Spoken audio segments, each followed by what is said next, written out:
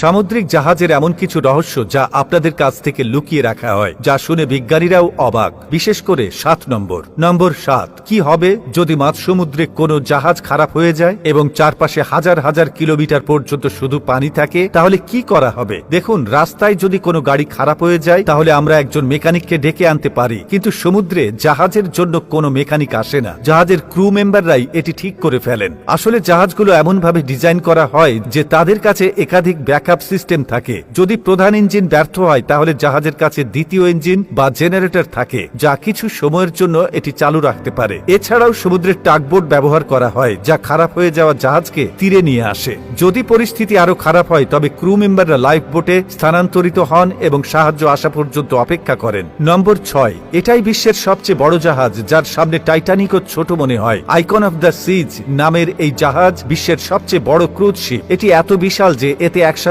৭,০০০-এরও বেশি মানুষ থাকতে ও ভ্রমণ করতে পারেন। এই জাহাজে ৯,০০০-এরও বেশি স্টাফ মেম্বার কাজ করেন এবং এর মোট দৈর্ঘ্য ১১৯৮ ফুট, অর্থাৎ প্রায় ৪টি ফুটবল মাঠের সমান। এর ওজন প্রায় ২,৫০,৮০০ টন। সবচেয়ে আকর্ষণীয় বিষয় হলো এতে ১০তলা water park, ৩৬০ degree sky view bar, ৭টি সুইমিং পুল ও ২০টি ভিন্ন ভিন্ন রেস্টুরেন্ট রয়েছে। অর্থাৎ এটি আসলে একটি ভাসমান শহরের মতো। নম্বর ৫। ভাবুন তো, এত বড় জাহাজ চালাতে কত লিটার ডিজেল লাগতে পারে? সাধারণত একটি গাড়ি চালাতে দিনে ৫-১০ লিটার জ্বালানি লাগে, কিন্তু বড় জাহাজ প্রতিদিন ৫০ থেকে ১০০ টন ফুয়েল ব্যবহার করে। এমএসসি গুলশান নামের বিশাল কন্টেইনার শিপ প্রতিদিন প্রায় ২ লাখ লিটার ডিজেল পুড়িয়ে ফেলে। এই বিশাল জাহাজ একদিনে ৭০০-৮০০ কিলোমিটার পথ অতিক্রম করতে পারে। নম্বর ৪। যখন একটি নতুন জাহাজ তৈরি হয়ে যায় তখন সেটিকে পানিতে কিভাবে নামানো হয়? এটি কি কেবল তুলে এনে সরাসরি পানিতে ফেলে দেওয়া হয়? আসলে জাহাজ লঞ্চ করার প্রক্রিয়াটি খুবই চমকপ্রদ। বড় বড় জাহাজকে সাইড লঞ্চিং বা স্টার্ন লঞ্চিং পদ্ধতির মাধ্যমে পানিতে নামানো হয়। এতে জাহাজকে হয় পাশ থেকে পানিতে স্লাইড করে নামানো হয় অথবা পিছন থেকে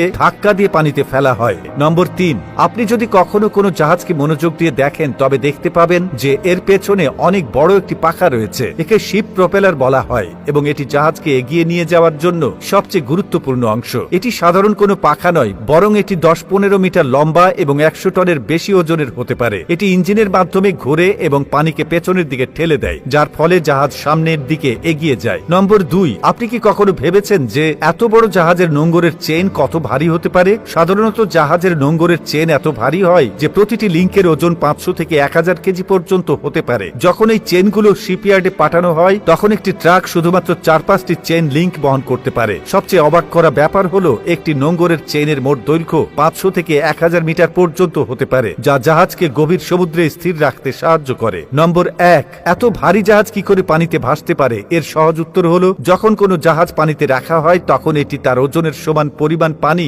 সরিয়ে দেয়। এই সরানো পানি জাহাজটিকে ভাসতে সাহায্য করে। যদি জাহাজের ওজন সরানো পানির ওজনের চেয়ে বেশি হয়ে যায় তাহলে এটি ডুবে যেতে পারে। তাই জাহাজগুলিকে ফাঁপা বা হলো করে তৈরি করা হয় যাতে তাদের ওজন কম হয় এবং তারা সহজেই পানিতে ভাসতে পারে।